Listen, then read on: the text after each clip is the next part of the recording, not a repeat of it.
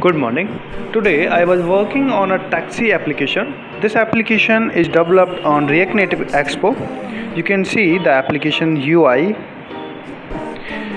Let's discuss about the features and functionality of that application. You can choose your pickup and drop location from here.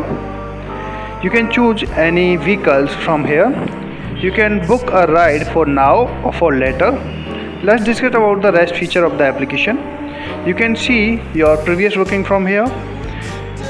You can also have a wallet feature, profile settings. You can also convert yourself as a driver.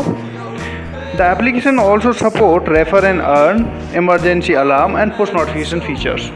So if you want to start a taxi services application like Ola and Uber, then you can contact us, details showing on your screen. And for more, you can follow Ronix and Ved Verma. And we'll see you in next video. Thank you.